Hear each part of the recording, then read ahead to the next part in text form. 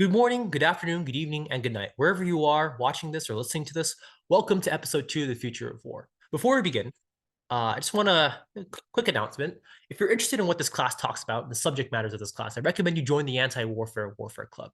It is a student organization co-founded by me. I'm also the president of it as well. And essentially, what we do in this club is that we host war games. We have a lot of these strategic conversations that we have in class with people who are in the club, and it's a good time. It's a very informative, very constructive, very open, and very diverse when it comes to ideas and whatnot. And so we welcome all people from all different types of backgrounds, right, to come discuss some of the major strategic discussions and debates of our day, whether it be counterinsurgency, counterterrorism, nuclear warfare, warfare in space, Russia versus Ukraine, anything that relates to politics and warfare, or just anything related to humanity as well in that context is welcome in our club. So with that being said, right, if you guys want to go ahead and scan the QR code, that will take you to our Discord link. And from there, we'll hopefully see you there. And so let's start off today's lesson with a very interesting story. This gentleman right here, Saddam Hussein, he was a longtime dictator and leader of this country. I'm sure some of you know this is the country of Iraq. The capital is Baghdad, and it is a very large, very prominent Middle Eastern country in the Levant region. So as you can see here, right, surrounded by Turkey, Saudi Arabia, Iran, Persian Gulf is right over here as well. And so a little bit about Iraq during this time. I'm sure all of you, unfortunately, or maybe some of you, right, are kind of aware that both Iraq and Afghanistan, the other country as well that the U.S. had a lot of involvement in for the past 20 years, right, have been basically stereotyped as war-torn places. When Americans think about war, right, they think about these two countries, unfortunately, which is a dang shame, in my opinion, because uh, Iraq is such a central place to the history of humanity. As you can see here, there are two major rivers that run through this, Tigris and Euphrates. And even though Iraq may not have much in terms of minerals, right? They do have oil and whatnot, right? But one of the most iconic parts about Iraq is the fact that the soil near this region is very, very fertile. Literally, civilization literally sprouted here. Major inventions such as the wheel, literature, astronomy as well. All of these came from this extremely culturally rich and just a diverse place as well. You also don't just have Arab people here in Iraq as well. You have Kurds, you have Turks, you have Iranian, you have Persians as well, right? You have all sorts of these different, very, very interesting and very unique cultures all mashed up into into this country as well. And it is honestly a thing that I wish more Americans, just people in general, just appreciated more about this place instead of just thinking of it as like, oh, that's the place that the United States invaded in 2003. On top of that, too, right, some notable, interesting stuff about Iraq, right? So they have a lot of really cool architecture as well, and awesome ruins from civilizations long past. Example of this, right? Iconic city of Babylon. Look at those, how amazing those walls are. Delicious architecture. On top of that, you also have the Samar architecture site. That's a really cool tower. I could not build that in my days. I respect anyone who made that. Anyways, on top of that, right? Also another niche one that I've kind of admired while I was researching this is the El Khadir Fortress. I mean, look at that. It's just a beautiful place. And so during this time, our story starts off, right, with the Iran-Iraq War. And during this time, right, when Saddam Hussein, right, was trying his best to gain power for himself, right, and try to revitalize Iraq, he thought to himself, it would be a great idea to invade Iran. And so Iraq invades Iran. That starts off a huge 10-year war that saps Iraq's resources. And when Iraq finally pulls out, the country is essentially scrapped of resources, and Saddam Hussein was looking for a quick way to make cash. Now, even though Iraq had oil reserves, right, the economy, it was not able to sustain its economy during the time. And so, with limited options on the table, Saddam Hussein turned to its smaller southern neighbor, Kuwait. Now, keep in mind during this time, Iraq had the fourth most, what was considered the fourth most powerful military in the world, around 900,000 soldiers in its army. And compared to Kuwait, small country, dwarfed in population size, dwarfed in military power as well. There's no surprise that if a invasion went down between these two countries, right, the military conflict popped up, Kuwait would probably not end up very well. And that's exactly what happened in 1990 when Iraq invaded Kuwait for its oil resources. Saddam Hussein said to the world that, Kuwait is drilling across the border and stealing Iraqi oil, and this cannot be.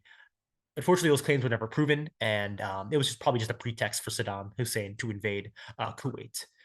Before we go any further, right, I want to also kind of emphasize the timeline of everything here, because the U.S. interventions into this time, right, are kind of muddied as well. So let's just take some time to kind of separate our facts. And so we are talking about this war right here, the Gulf War, the first war between the United States and the coalition and its coalition versus Iraq. Then from there, right, 2001, right, the 9/11 attacks happened. Then from there, the war on terror began. The invasion of Afghanistan happened. Then from there, the U.S. invaded Iraq in 2003. So the U.S. basically had a war with Iraq 2 times, right? First, we just pushed them out of Kuwait. And the second time, we actually invaded Iraq itself. And now this is where a lot of people associate the absolute failure of the Iraqi invasion, right, around this time as well, right? We're not talking about this time. We can definitely talk about that later, but unfortunately, that's outside of the scope of this class. And we're just going to be focusing on here, the Gulf War. So what happened with the Gulf War? What exactly happened here? And so the outcome, right? You think, okay, fourth largest military in the world versus the United States as coalition. If not, maybe the Iraqi military could at least give the U.S. a decent black eye, right? Maybe cause some casualties, right? Maybe actually, hold off the U.S. after a while. But unfortunately, no, that was not the case at all. What happened at the end of the Gulf War was one of the most lopsided victories ever to grace the face of U.S. military history books. The end result was Kuwait was liberated. The Iraqi military took thousands of casualties, and the U.S. took very, very minimal casualties as well. The whole thing lasted a maximum of 48 hours. Sorry, it's not 48 hours. It lasted a maximum of 4 days. I can't do math. 96 hours, right? Yeah. And this is going to kind of be the central question that we're going to be revolving around. How the hell did the U.S. and its coalition partners pull this off? Let's begin with our lesson objectives. Today, we're going to be able to talk about domains. We're going to be able to identify the roles that the Army, Navy, and Air Force play in their respective domains. Then from there, we'll be able to understand how each domain interacts with each other. Then from there, we'll circle back and we'll answer that question. How the hell did the U.S. military pull this off? And so with that being said, right, let us begin. What is a domain? So whenever I ask a question, I want you guys to pause and kind of figure it out on your own. Yeah? Okay, cool. So a domain is a space that could be accessed and controlled to the benefit of the military. And there are different definitions of a domain as well, but this is the most simplest one that I can come up with, right, that serves the purposes of this class. And so there are 6 recognized domains of warfare. See if you can guess all 6 of them. Well, the first 3 are pretty classic to warfare. If some of you play video games, right, or you know a little bit about military science, right, there's different, you probably know these domains, right? There's land, air, and sea, right? There's also some of the newer domains as well. There's space, cyberspace, human. The last one is a little weird. I've had some people guess, well, is it biological warfare? No, not exactly. But I think, in my opinion, right, that one of the most important domains is the human domain. But that's going to be next lesson. Today, we're talking about land, air, and sea. These are the classical, traditional domains of modern warfare. And so if I had to fit the definition of a domain into here, right? Land, right, is a space that can be accessed, right, controlled to the benefit of the military, right? If you have tanks, if you have soldiers on the ground, they can take and control territory. In the air as well, right? You can control the air as well if you have something called air superiority, right? If you are able to operate your aircraft in the air without a care in the world about being shot down by enemy air forces, right? That's also fits into the definition of domain, right? If you control the seas as well, if you're able to basically lock the sea out from enemy shipping, right, or from an enemy navy as well, right? That can be accessed and controlled to the benefit of the military, right? Very flexible definition as well. And so from here, we're going to be focusing on these 3 domains. And we're going, the next week, we're going to be talking about space, cyberspace, and human. And so branches of the military, right? Let's talk a little bit about the organization of the U.S. military, right? In its most broadest strokes, the U.S. military, it has specific organizations, right, tasked with warfare in the air, land, and sea domains. And so those branches, probably guess them right now, right? Air Force for the air, Navy for the sea, Army for land. Pretty simple to wrap your heads around for the most part. There are also some special exceptions, such as the U.S. Marine Corps, which is technically, they fight on land, but they're a part of the Department of the Navy. And we'll get a little bit more on that. We'll probably have a discussion about that in class later. So let's kind of dive into these domains one by one, starting with the land domain, the Army. The Army is the oldest branch in the U.S. military. They're responsible for fighting and achieving supremacy in land domain, which means that they deploy soldiers on foot with rifles, right? Body armor, right? You've probably seen pictures of U.S. Service members in the U.S. Army. In this capacity as well, in this context, right? On top of that, right, you also have iconic vehicles such as the M1 Abrams tank. Some of you have probably also heard of other vehicles as well, such as the Humvee as well, right? Or maybe some of you who are more into military history probably know a little bit about the JLTV, the Joint Light Tactical Vehicle as well. And don't worry, I'm not going to force you to remember any of these like system names. I think that's just not besides the point, right? I'm not gonna fail you because like, oh, because you forgot what the M1 Abrams stood for. Like I'm not gonna get you on that. And you can see here in this picture as well, right? The Army is very, very keen, right, on making sure that its armor, its infantry, right, and its other assets are able to work together as well. I can see here, right, this tank is pushing up, covering these troops in the back right here. And so this is going to be kind of one of the major themes moving forward, right? Is that armed military units must work together. There is no I in Army, or well, I mean, the example only works with the U.S. Army and the U.S. Navy, but you get the point, right? When you join the Army, right, you go through basic training, right? They break you down and they build you back up into a person that can be part of a unit, right? The individual, right, not necessarily the most important when viewed in this perspective, right? Terms and conditions may apply, right? But the Army is very, very focused on teamwork as well. And so there's some other very interesting assets that are with the U.S. Army as well. Starting with the bottom right corner, that is a Patriot air defense battery or missile battery, or I mean, Patriot, you can call it Patriot for short.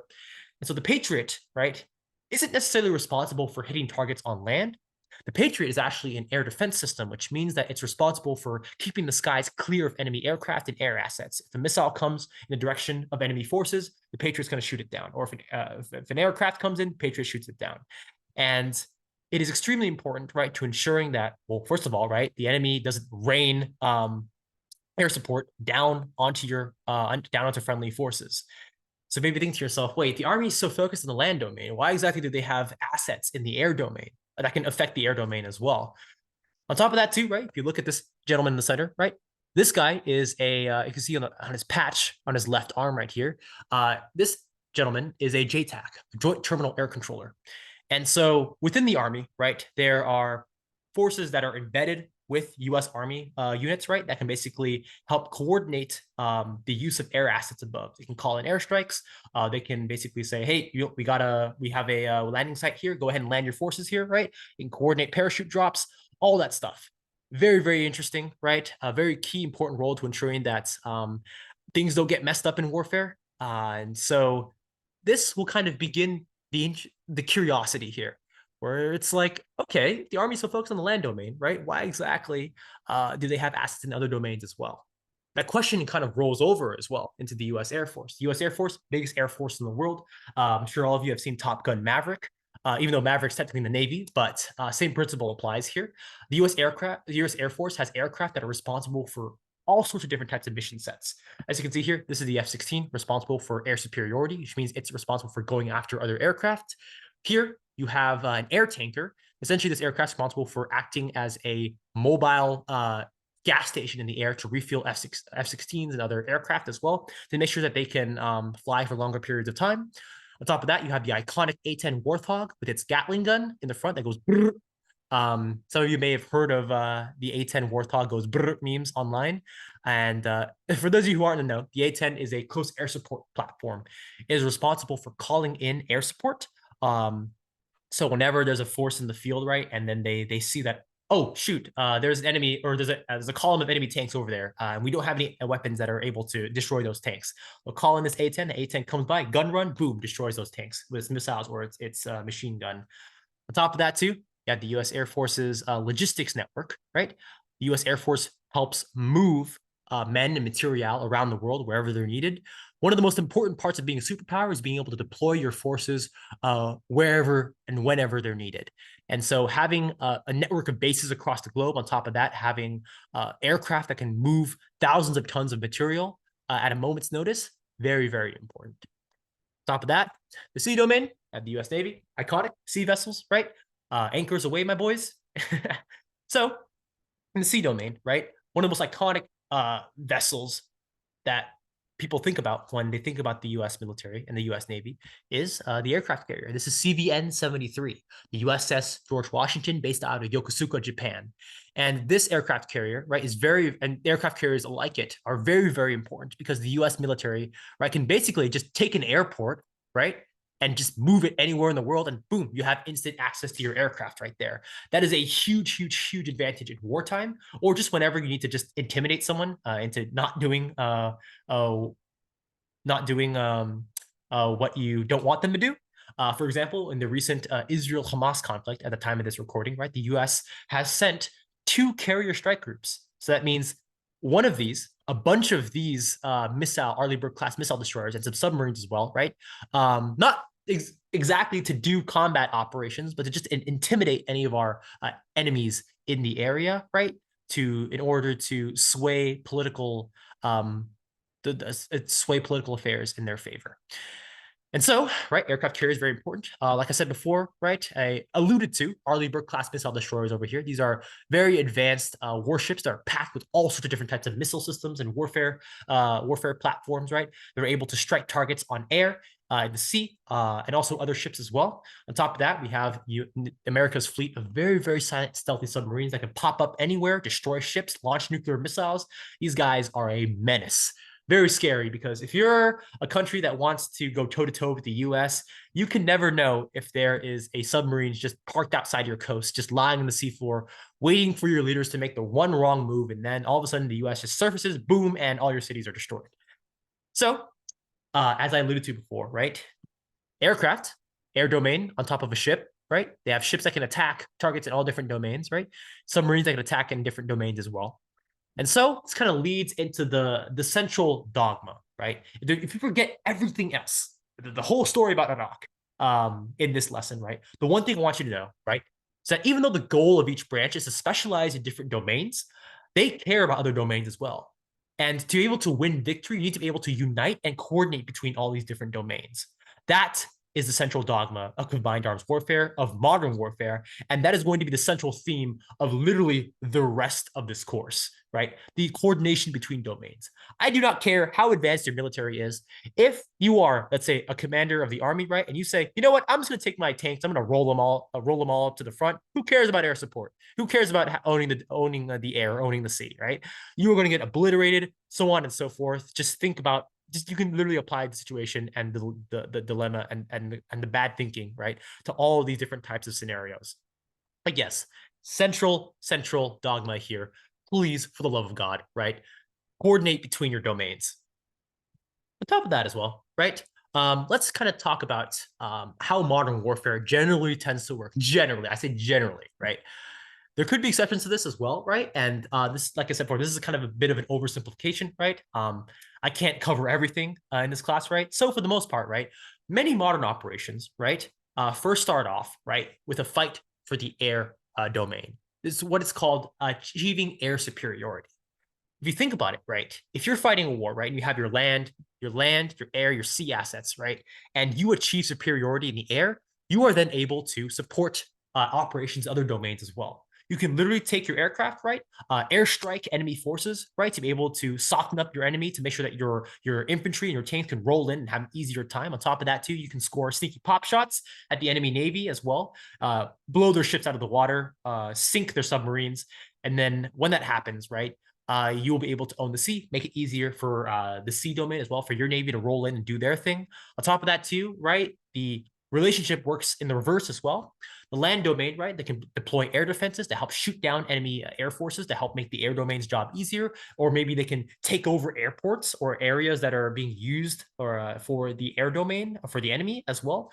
On top of that, right, the sea domain, right, with their aircraft carriers, they can launch aircraft to help support operations in the air domain. They can launch missiles that can hit land targets, right, that can soften up the enemy as well. You can literally think of like a million different permutations, right, on how everything can go in order to achieve a successful military operation. But still, central dogma stands. You need to have coordination between your domains. And so, take a second, maybe pause the video, go to the restroom, get some water, right? So from here, we're going to go back into the story with Iraq in the first Gulf War. And we're going to talk and answer that question about how exactly the United States absolutely obliterate the Iraqi military while sustaining minimal casualties.